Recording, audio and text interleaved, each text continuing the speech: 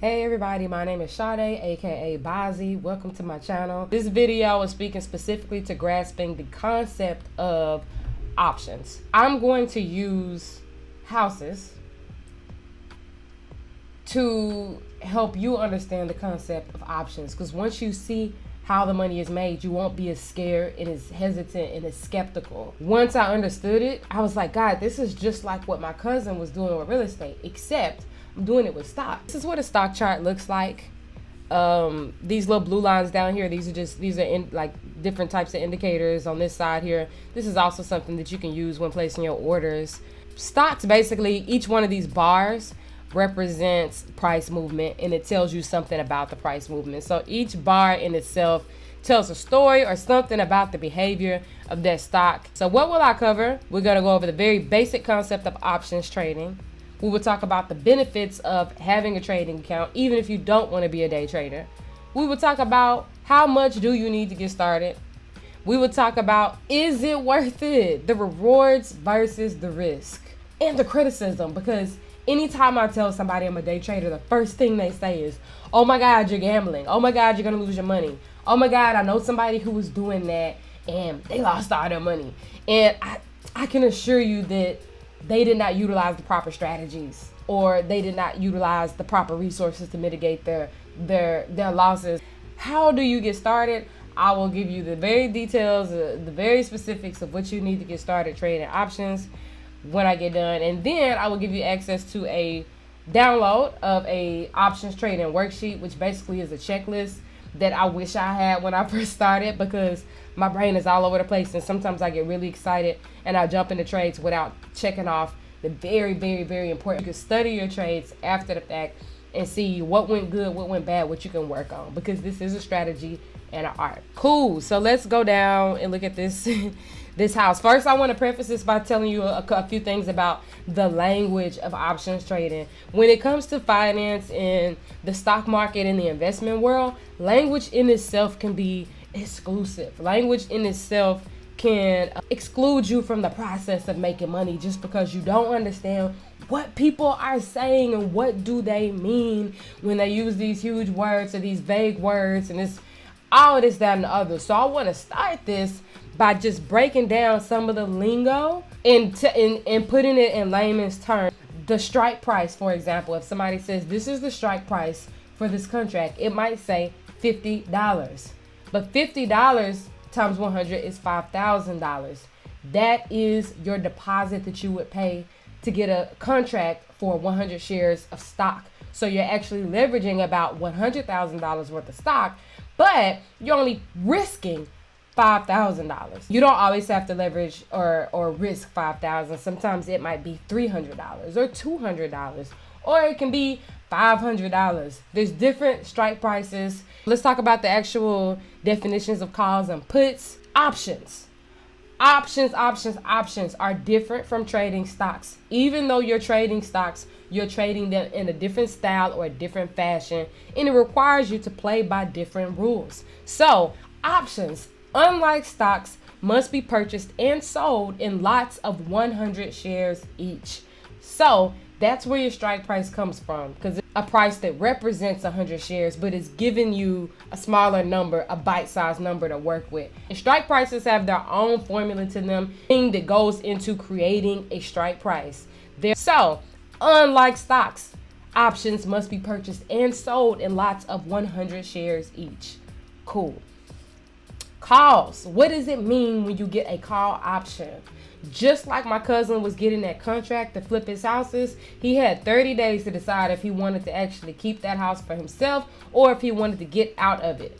He paid a certain deposit, maybe it was $500. He would pay the $500 to hold that house on the market for 30 days. And I could be wrong on this, so I'm literally speaking from memory of what I remember him telling me. But in that time, he would anticipate the value of that house going up, because he intended to renovate it and add things to it and market it in a way that would increase its value. He would then keep the profit between the dollar amount that he paid for the house and the dollar amount that he's selling the house for.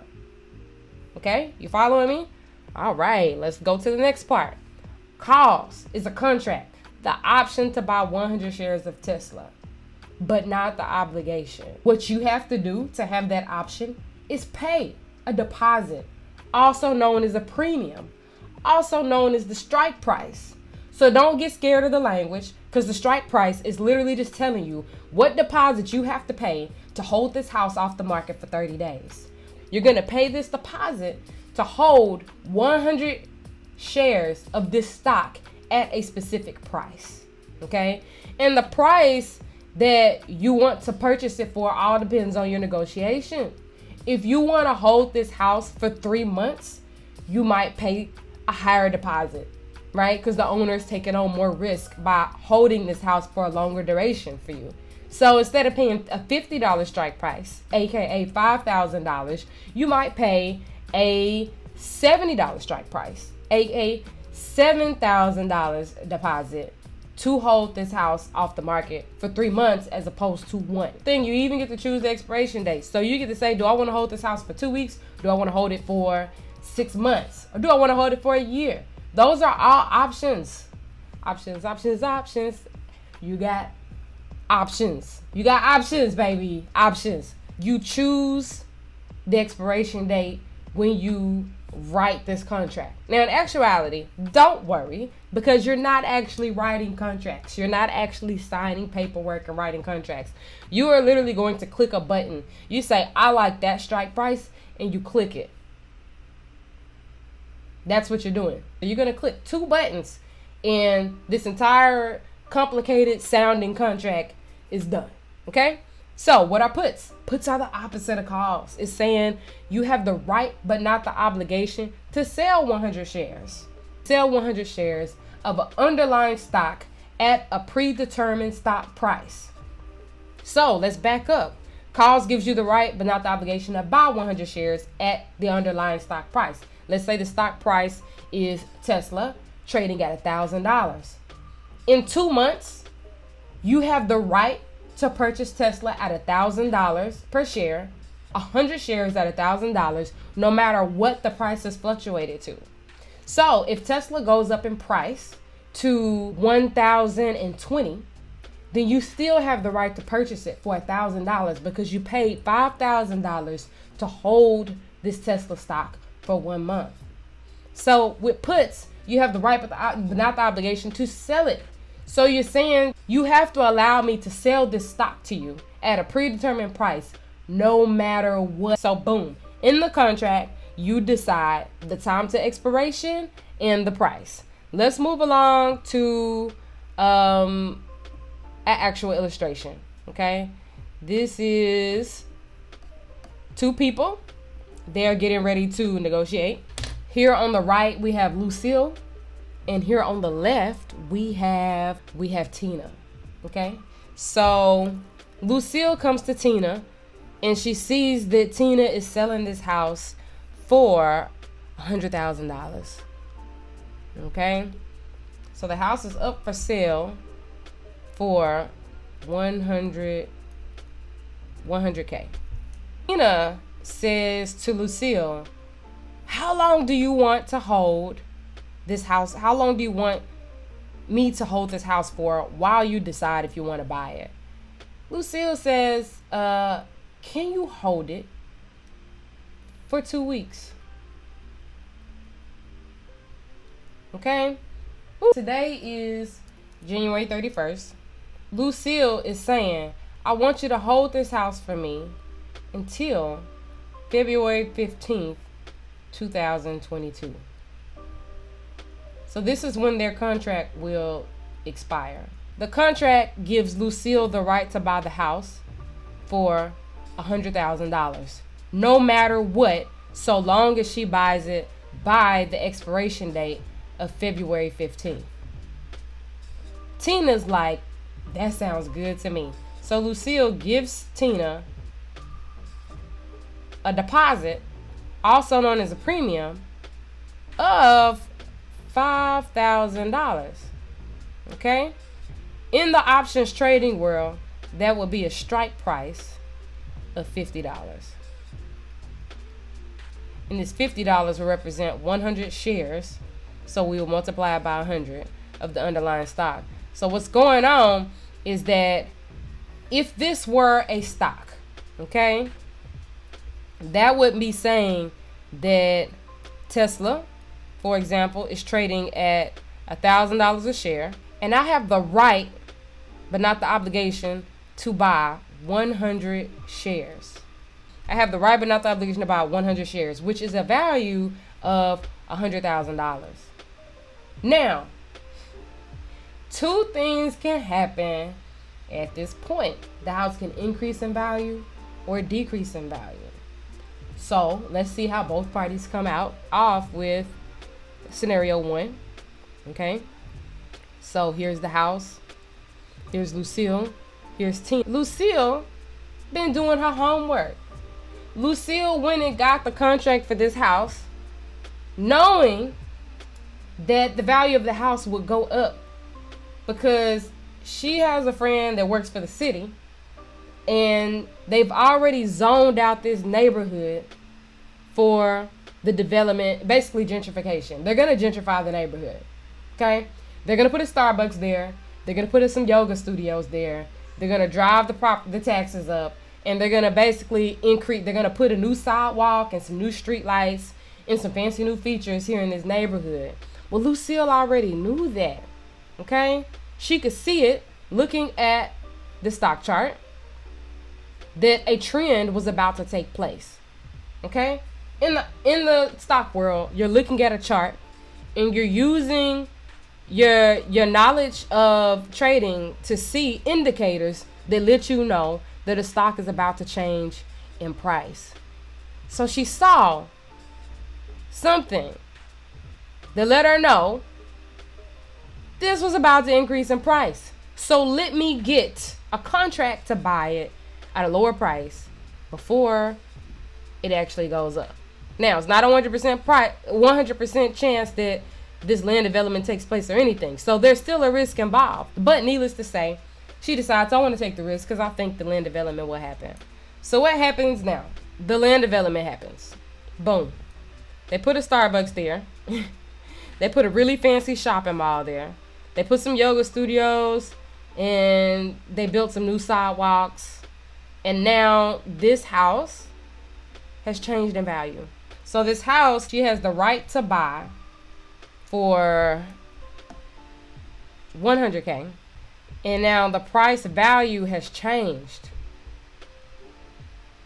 This $100,000 house is now valued, okay, at $150,000 because there's a Starbucks in the neighborhood now. Okay, so Lucille has gave her the $5,000 non-refundable deposit, so she doesn't get that back even if she buys the house. However, she's decided, I'm gonna utilize my option to trade this house at $150,000. And I'm going to keep the $50,000 profit minus my $5,000 deposit. So I'm netting $45,000.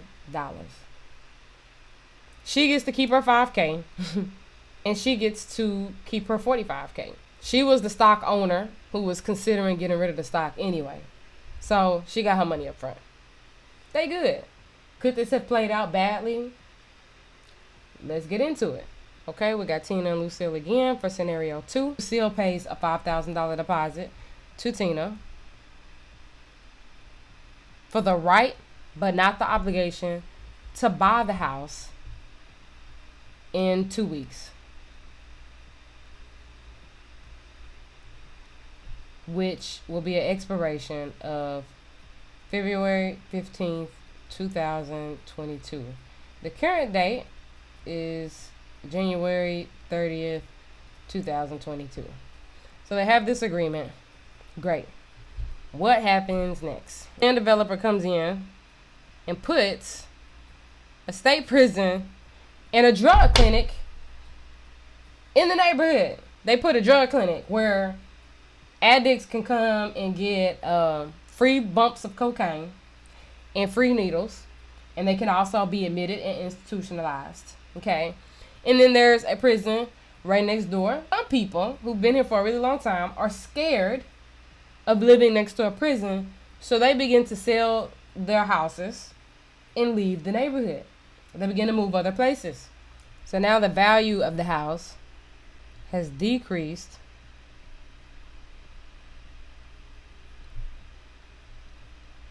to $50,000. What does that mean for our two ladies here? For Lucille over here, she is saying, I don't want to buy the house anymore. I don't think it's a good investment. Just keep the $5,000 and I'm going to go about my way. So she's saying, I have the right to buy the house for $100,000, but the value of the house is decreased to $50,000. Lucille is no longer interested in buying the house.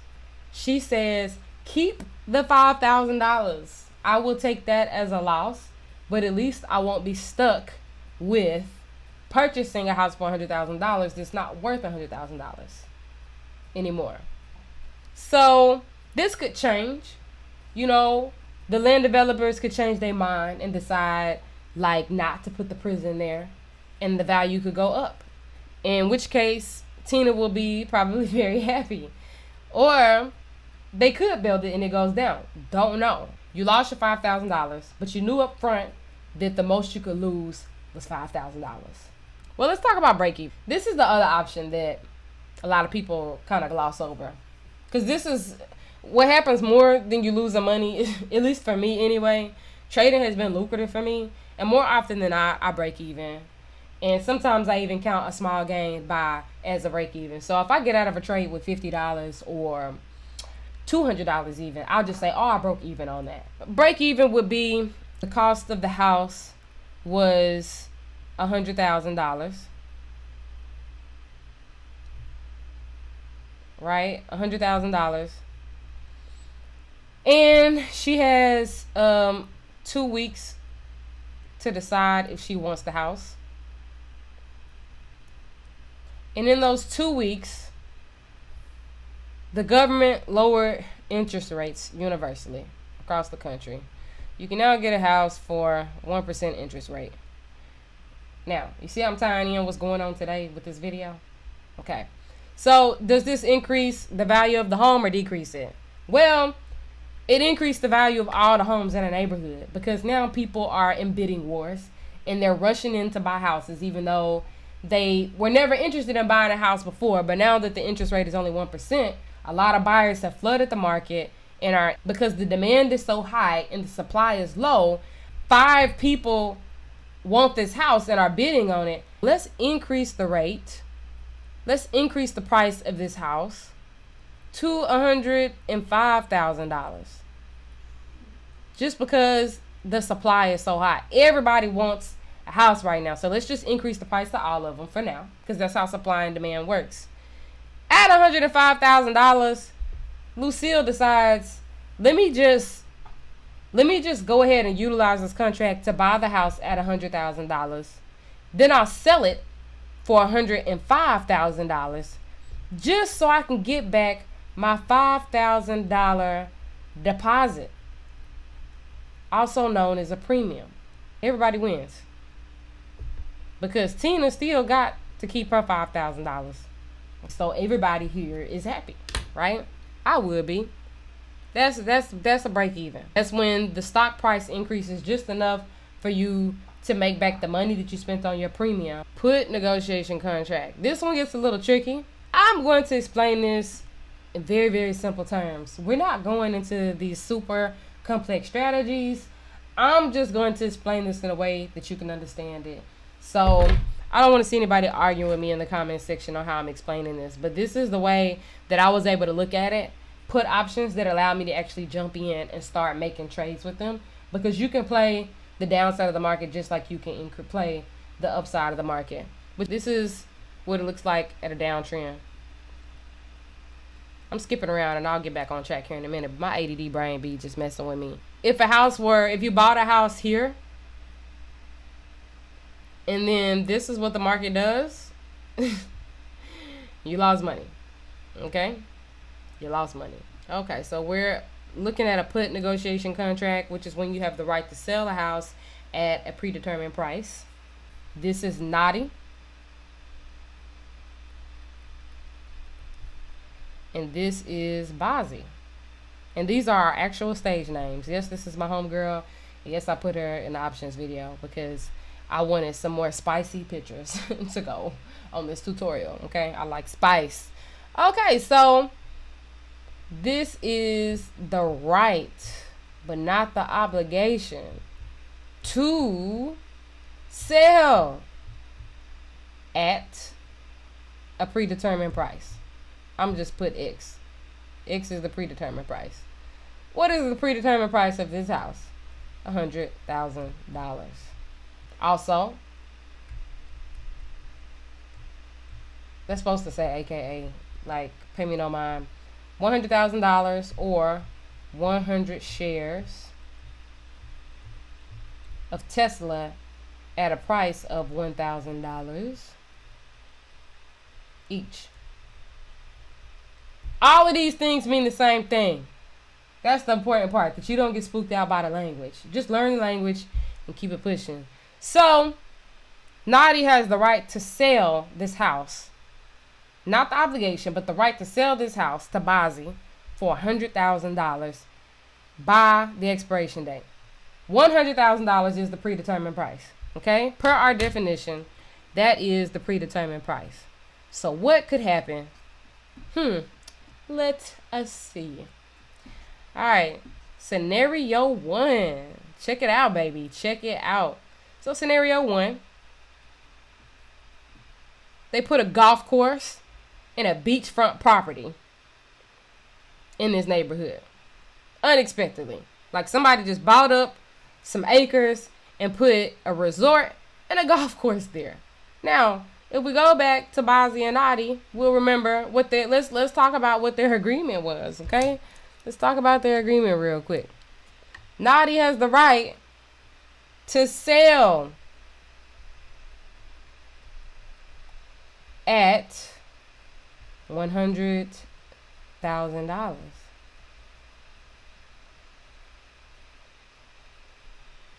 She can sell this house to Bazi at $100,000. But the value increased on this property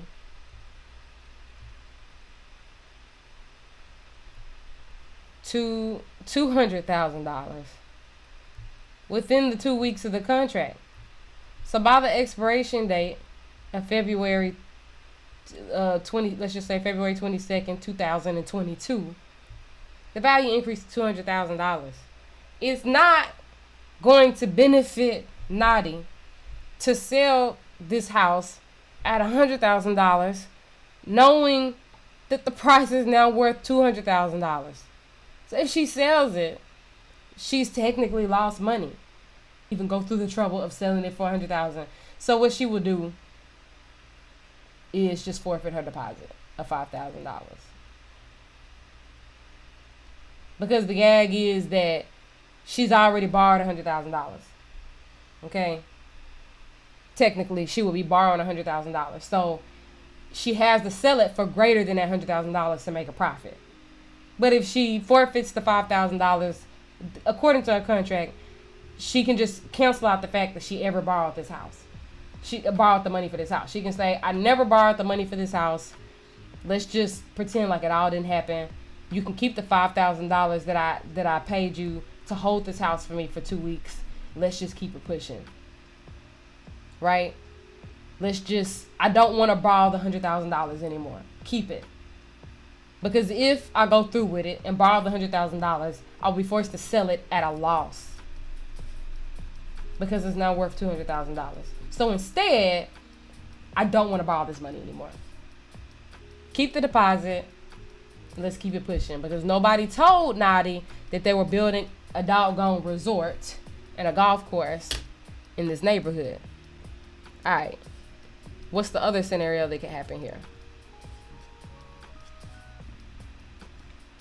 Scenario 2. Let's see what's hiding behind door number 5. Okay. So scenario number 2 is that Naughty, again, comes to Bazi and she says, okay, I want the right to sell this house for $100,000. So the bank, which is your broker, okay, it's actually your broker, but we're gonna say the bank, will allow me to borrow $100,000 to buy this house, to have the right to borrow $100,000 to obtain this house so I can sell it. So basically you're selling a house that you really don't own. It's borrowed. But at the end of the day, all houses for the most part are on borrowed money. But this is what you do, right? But for $5,000, I want 2 weeks to decide if I want to buy this house. I want 2 weeks to decide if I want to sell this house for $100,000. And I'll pay you $5,000 to hold the house at this price. So for $5,000, Naughty has the right, but not the obligation, to sell this house. She borrowed $100,000. I can sell it for $100,000 by the predetermined date and at the predetermined price, which is $100,000. The predetermined date is February 22nd, 2022. Cool. Bazi gets the $5,000. And she says, cool. What happens then? Bazi understands that she is obligated to buy this house for $100,000 if Naughty chooses to exercise her contract in that way. What happens is what? What is this chart saying to you? We're going to do like Blue's Clues. Look at this chart. What do you think happened to the value of this house just by looking at this chart? Okay? It was trending up. It hit a price of $8.39, which is $839 per share times 100 shares, right? Would be about $80,000. And then it started to take started moseying down the stock chart. And it hit a low value here, 792. That's representing 1 share of Tesla. And then maybe people realized like this is actually too low, and the price balanced out by coming up just a little bit. But overall, the price decreased by about 20 something dollars, right? Yeah, more than that. Okay, so let's go back over here. So can you guess what's about to happen to the value of this house? By looking at the stock chart? Yes, it decreased. Absolutely. Why did it decrease? Because they put a most wanted asylum in the neighborhood. The land developers decided to put a most wanted asylum, meaning this is where people are institutionalized who are suspected of committing heinous crimes. So murderers, killers, pedophiles, rapists, acutely sick and dangerous people are now being housed in this neighborhood, some of which will walk themselves there and turn themselves in, and some of them will escape, and some of them will be released after receiving their treatment. Okay? This is in the neighborhood now. So the value of this house has now decreased. All right? Let's zoom in and talk about how it decreased. So the house, the contract for the house was for $100,000. The value of the house has now decreased to $50,000. People are moving out the neighborhood. They selling their houses for whatever they can get and starting their life fresh on the other side of town. The value has decreased to $50,000. What does this mean for both of our negotiators? Well, if Naughty decides to I don't want to say exercise, because in the stock world, exercise means something else. But basically, she can utilize the contract that she has, which means that Bazi has to buy this house for $100,000 even though it's only worth $50,000. So at this point, Nadi knows if she moves forward with borrowing the money and then selling it at the price that has to be honored in their contract, Bazi has to honor that $100,000 because that's what they agreed upon in the contract. It's in the contract. Then she has to buy this house for $100,000 at a $50,000 loss because they agreed upon it. Nadi, on the other hand, will pocket the $50,000 profit minus the $5,000 deposit, also known as a premium, for the price that she paid to hold the house for those 2 weeks. The gag is that Nadi was reading the chart and could see, based on certain indicators, she was able to predict that the price was going to fall. So if you were looking at this chart, you would see, like, for example, this is the RSI. Maybe right here, we could see that Tesla was oversold. Maybe right here, we could see that the volume decreased in people who are interested in this stock. Then if we line that up with volume decrease and it being over, see, it's showing here that it's clearly overbought, and it's showing here that the volume dropped out. So we can see about right here, it reaches a peak and it exhausts itself. And it trends down here and it pops back up, then it opens here and it closes right here. This is what this bar is telling me when I'm looking at it.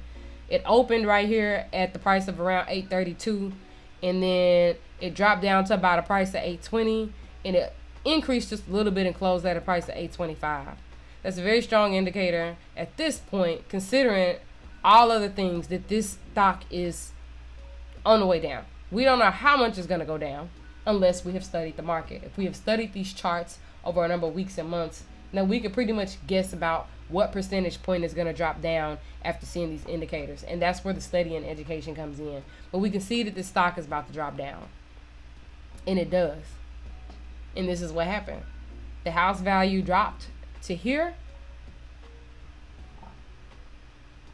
But Sade, aka Bazi, still had to buy the house for this price, even though the value was now down here. Congratulations, you're now an expert. No, okay, so let's look at one more scenario and then we'll get into answering the questions. $5,000 deposit, premium. She pays a $5,000 premium to have the right to sell this house for $100,000, no matter what happens. The house is right now currently worth $100,000. What happens to the price of the house on the chart? Well, it doesn't tank, but it does decrease a little bit. Why? Because we find out that there's actually a housing bubble. So this house, although it was priced at $100,000, the value of the house right now at this point in the housing bubble is only worth about $95,000. Okay? So what Nadi could do is force Sade to take on the house for $95,000, and she would just keep the $5,000 profit, which would offset her $5,000 premium. She broke even. If that happens, then she broke even. So you've gotten through the basics, the concept, the basics, man. If inflation was 6% this year, and your savings account was sitting at an interest rate of 0.06, that money is worth less. When you put your money in a trading account and you put a certain portion of it in long-term stable stocks or mutual funds, I would say you can get a return of 10 to 20%. The banks are institutions that are using your savings account to make investments. And by having a brokerage account, you're basically just choosing specifically which companies you want to invest in. That's all. What are the different types of trading? There's swing trading. I'm going to show y'all actual screenshots from my own personal trades. These are from my account. I use Robinhood and Webull And you can see these are pretty recent. But swing trading is when you instead of jumping in and scalping throughout the day, whereas when you jump in and jump out of a trade within minutes or within the day, that's also called intraday trading.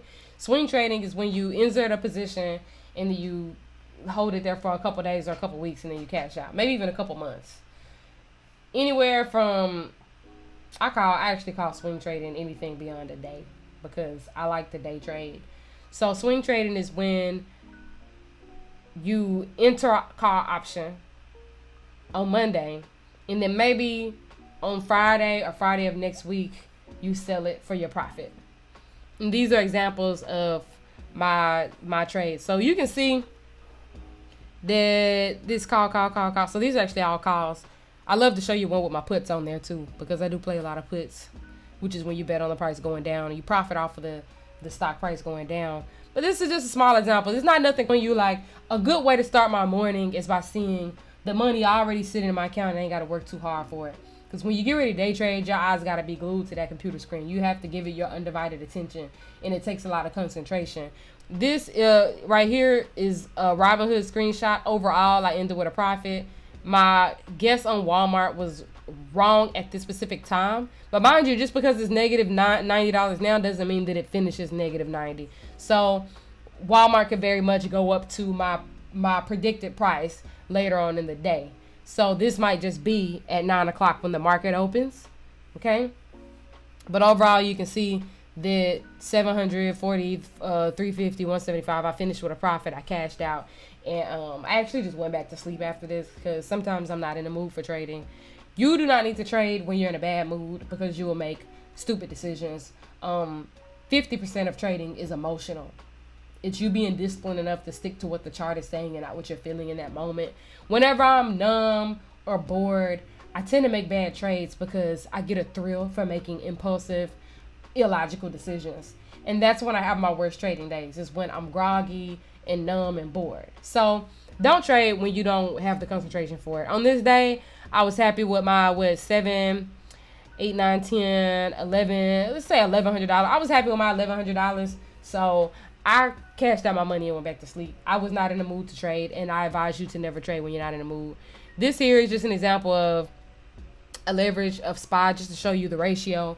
I think I put $1,000 or like $1,600 in SPY, and this isn't my ideal return. A good return can be anywhere from 6% to even 100%. Anyway, I think I put $1,600 in, and I profited $111, and this shows your profit even with your premium. So all these are my profits even after my premium has been subtracted. This is the money that I actually get back out. Notice that the closer that you cash out before the expiration date, probably the better, because your option loses value over time. So again, this is why I don't really hold stocks for a duration. So anyway, this is just showing I got a stock of SPY. And notice these all here, these little symbols, these are just tickers. So this is DocuSign, this is Walmart, this is Snap, like Snapchat, and this is Shopify. But they all have a little code ticker, and you need to learn those. That's kind of important. This is SPY, or I call it SPY, and it's just showing that you can even see my little trade history here from where I bought puts and stuff. And I would buy like 4 at a time. I made $100, and actually this was just me testing out the app. Because I was trading on my phone from a different app and I was wanting to learn how to use it, but I was able to make $100, so yay. That's swing trading. This is day trading. People always say, oh, you made $11,000 in a day. Like, you can't do that every day. Yes, the hell you can. I have done it so many times that I got, literally this money got to be so easy for me to make that I started doing stupid, irresponsible things in the middle of my trades because I gotten so comfortable. And that's why most people lose their money. And yes, I have lost money, and I learned from it what not to do. And most really, really good day traders will tell you after they lost a large sum of money, they took it more seriously and they became more disciplined and they refined their strategies to be more specific. And they learned to utilize the resources available to mitigate your risk, like setting a stop loss, which basically says if the stock drops a certain amount, it will automatically execute your sales. You can make it to where you'll never lose more than 5%. You can say your stop loss is 5%. Then once you lose 5% of what you put in, it'll automatically trigger and sell. I personally like to babysit my stocks. I don't use stop losses, but if you don't have discipline, you need to use a stop loss, okay? Just showing where it was like on a Friday, and I bought Tesla, who was trading at 1,070, and then that Monday morning, I cashed out, and I made $11,000, okay? This is what you're looking at. So I did a swing trade. This is actually not a day trade. It's a swing trade. But this is the strike price. So I bought 2 contracts of Tesla at 53.40, which is a strike price of around $5,000. I spent a total of $10,000 purchasing 2 contracts, which is the right for me to buy 200 shares at this price. And then Monday morning, the strike price went up from $53 to $112. So it doubled, which means my $10,000 turned into $22,000, and I brought home $11,000. So this is just showing like my today's return and my total return. And what that means is that it went up in price some probably on that Friday and then pre-market. And this is showing my break-even price. Remember that, well, that's a more advanced options concept, but don't be freaked out by your break-even price.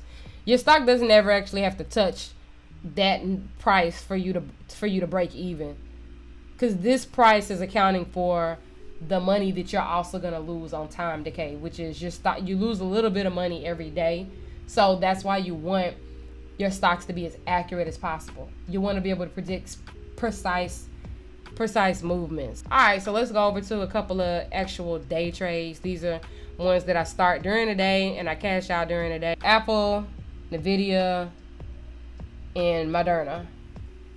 These are popular stocks that a lot of day traders like because of the volume and how easy it is to get in and out of the trades. But let's zoom in on this one and I'll show you Moderna. This is a $265 call option, which meant that I got the option to buy it at the price of $265, so long as I did it before December 23rd. And scoot over here. I put in $14.30 and I got out $15.50. Okay. Which means that I profited $120. That's something that I really be like, oh, I broke even, I didn't lose nothing. So we went in at a strike price of $14.30 and we got out at a strike price of $15.50. So those are my profits to keep. I closed my position. So I went in December 13th at $6.55 and I exited this position at $6.59. So 5, 6, 7, 8, so 4 minutes, I made $120. That's cool, right? Because I used to work all day for $120. I used to wait tables. I was a cocktail server. And then even when I became a nurse, my first nursing job, I think paid me maybe $17 or $18 an hour. So what I leveraged was a deposit or a premium of $1,430. And I could set a stop loss here to say, oh, if I lose $10, then I want it to automatically trigger because I don't want to lose any more than $10. And that's what I mean by mitigating your risk. I can very much set a stop loss on this. But it went up in price, and when it hit $15.50, I was satisfied, and I jumped out. Let's go over another one.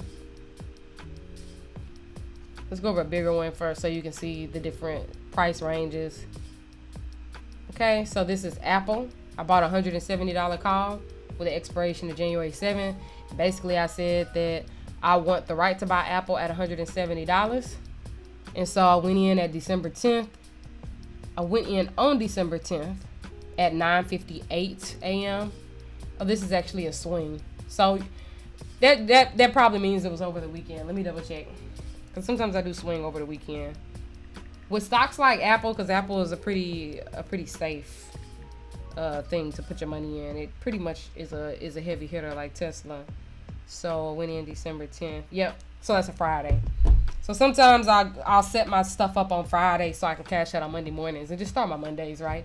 So I bought 3 contracts at a strike price of $10.30, which actually meant $1,000 each, and I bought 3 contracts. Because remember, $10.30 is the strike price, and the strike price actually means that you are obligated to do 100. You have to do in increments of 100. So $10.30 times 100 is about 1,000 or 1,300. 1,030, and I opted to buy 3 of these contracts, which put me at $3,000. So at 10:30, and then Monday morning at 7 o'clock, this is California time, okay? So the stock market does not open at 7 a.m. But I was on Cali time, which is 2 hours ahead of the stock market. The stock market is on Eastern time. So the market opened at 9:30 at 9, and I cashed out my $945. So I put $3,000 in. I got $4,000 out. That's really, really good. That's a really good return, okay? And this is done, literally, it probably didn't take me any more than 10 minutes to enter this play and then exit it. I entered it Friday, and I got out of it Monday when the market opened back up. You can see this is a buy order and this is a sell order. I bought it at a limit price of 10.30 and I sold it at a limit price at 13.45. And a limit price just means that that's the price that I offered to buy this contract for, because you get a price range to buy these contracts, and you can buy one at what they're asking, or you can make a bid and go under them. But when you submit your order, you're basically telling your broker, please find me a cheaper price for this, but don't let it get above this certain amount. So if you can find it, saying to my broker, here's my limit price, it's 10.30. If you can get this for me for 10.20, please do. But if not, just make sure you don't go above 10.30, and they'll never go above the amount that you set. But they always try to find it cheaper for you. That's what that means. So let's go over here and look at snow. Which one y'all want to look at? Let's look at, and the video is a good one, but let's look at snow. Because a lot of people don't be talking about this stock. Okay, so is this a day trade? That's not a day trade either. Oh my God, I'm sorry, I put the wrong screenshot here. I meant to put my day trades here. So here's a day trade. Let's talk about this one, because this one is longer than a scalp, longer than expected. So this is NVIDIA. I bought a put. So this is a great example. So NVIDIA is a put, and I want the option to sell this at a price of $310, as long as I did it by December 17th. And so I bought it at a limit price of $17.45. Okay, remember that it represents 100 shares, so times 100 shares will be about 1,700, which is what I got down here. Look at that math. So it makes sense to you, 17.45. So I got a limit buy, saying to my broker, limit buy just means don't you dare charge me more than 17.45 for this stock. This is all I'm gonna pay for it. Take what you can get. So the price, it went through at 17.45. I jumped in this order at 7:40 in the morning, December 13th. Again, Cali time, stock market is on Eastern time. And this was, 7:40 a.m. So I sat there and babysitted and watched it. And from 7:40 a.m. to 8:12 a.m., which is about 40 minutes, not even 40 minutes, that's about 32 minutes. Within 32 minutes, the price dropped, right? But this seems complicated, but this just shows my profit, okay? So I put $17 in, and I'm getting basically this profit here. So it went up to $19 times 100 is $1,900. My profit was $155 in 32 minutes. Now again, big scalps are when you leverage a little more money and you benefit off large price movements. And that's always an option, right? I wish I should go back to my chart. Let's get back to the chart so I can show you like you can wait for really large price movements, but you can also jump in off of very small price movements and nickel and dime your way. Because $100, if you got $100 profit and you do that 4 times a day, maybe within the first hour or 2 hours of market open, well, that's $400 a day. That's $400 a day that you made within an hour. So it's not bad money at all. That's just off of the small trades. Now, let's say you jump in right here and you buy a Tesla, which Tesla costs about $5,000 for one share. Let's say you buy 2 Tesla shares right here, and then you sell them right here. But that's a very large price jump. So you would make a lot of money. Okay, and mind you, Tesla's price doesn't actually have to double for you to make 100% of your return. So if you put $5,000 in, it can go up and you can make $10,000, which means you made $5,000 profit. They're going off percentage points. So if this movement increases by 100% on the chart relative to everything else, then you have made 100% profit. It doesn't mean that Tesla has to jump from $800 a share to $1,600 a share, because you're profiting off of the percentage change. right? Because you're leveraging 100 shares of this. You're leveraging $100,000. And you're keeping the profits on that leverage without ever actually having to spend the $100,000. You had a contract that gave you the right to do that. So you're leveraging that money, but you're not obligated to actually ever borrow or spend that money. So that's that. Let's go down to the rest of these questions and then we can jump out. So how much do you need to get started? I personally recommend $2,000. That is my personal recommendation. But you can enter trades with $200, $300, $400. And that's just enough to get you used to it and get your feet wet. Also, but beyond the $2,000, it's a good idea to have $1,000 to $2,000 set aside just for educational reasons. You do not want to skimp over the educational part of stocks. You want to take a course, take a class, download some books, read those books, study those chart patterns, and then you want to start experimenting with your strategies. It's just like, for me, if you're going to college and your tuition might be $5,000 for that semester, but you also got to pay for housing. You also got to pay for school supplies. You also got to, furnish your house, and you also have to get back and forth to school. These are the expenses that come with your education. So, in addition to setting $2,000 aside for education, remember that you're going to take profits, you're going to take losses, and those are part of you gaining experience and knowledge in the market. The times that I've learned the most has been when I lost money. Now, you can trade on paper, which is simulated trading. Traded with real money, and I started with very small amounts, and I sized up my trades to very large amount. So I started with trading like $200 each time, and then I went to $400, then I went to $1,000. In day trading, you don't have to win or be right 100% of the time. You only need about a 60% accuracy rate to be right in trading. And so just remember that. Like, you're gonna take some L's, but your profits are always gonna outweigh your losses if you use the proper strategies. Okay, so I would say, all in all, I think $3,000 would be a good starting place. I would say $2,000 for $2,000 to put into your brokerage account to get it started, just to make sure it's something you're interested in, and then another $1,000 for education. The next question: is it worth it? The rewards versus the risk. For me, yes. But I take on a lot of risk. Anytime you acquire wealth, I feel like you're taking on risk. Anytime you move from one tax bracket to the next, you're taking no risk. I joined the military and risked my limbs building bombs. Huge 500-pound bombs every day because the risks were worth it to me. To get a degree, to have benefits, to have... If you look around you, everything around you started with a risk taker. Some succeeded, some didn't. But most people, if they don't succeed, they keep trying until they figure out how to succeed. That's the difference between winners and losers. The criticism is that it's like gambling, and it's not. If anything, trading is statistics. It is pattern reading, and then just utilize a strategy emotionally, right? That's when you lose money, because you're emotional and you're not using your strategy, you're using your feelings. You cannot make decisions with your feelings in the stock market. Whenever you hear those stories about people losing a lot of money, they made decisions based on how they were feeling at that moment. Vengeance, trading, greed. I need to make $10,000 a day because I want to go to Hawaii. You're convincing yourself that something is in the chart that's not there, because you're thinking, I need $5,000, and if this price moves from 50 to 70, then I'll have made my $5,000 for the day. And you're saying if, but what did your chart tell you? Did your chart show you any indicators that it would move from this number to this number, or were you wishfully thinking that would be a great way to end your trading for the day in profit? There's a difference. So just remember that trading is 50% emotional, 50% statistical and technical analysis and patterns. Okay? How do you get started? We kind of already talked about some of this. You want to take a class.